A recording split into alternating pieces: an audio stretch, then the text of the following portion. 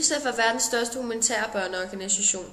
De arbejder med langsigtede udviklingsprojekter og nødhjælp i 156 lande. FN oprettede UNICEF i 1946 med et formål at hjælpe syge og sultne børn efter 2. verdenskrig.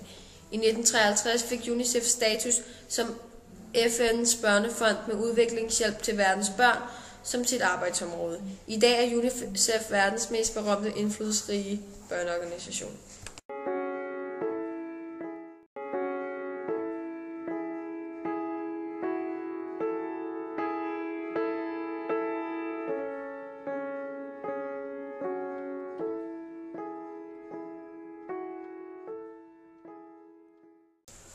Når børn ikke kan komme til skolen, må skolen komme til børnene.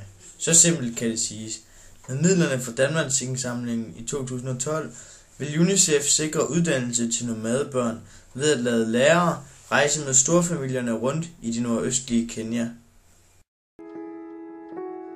When I'm at the pearly gates, this will be on my videotape,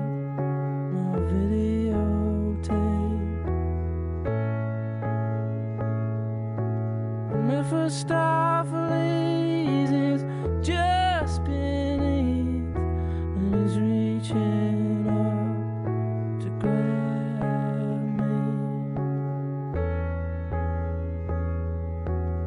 This is one for the good days, and I have it all here in red, blue, green, and red, blue, green. Mephistopheles is just beneath and is reaching up to grab me.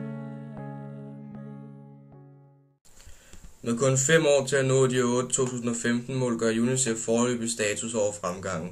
Mål 1. Udrydde ekstrem fattigdom og sult. Mål 2. Opnå grundskoleuddannelse.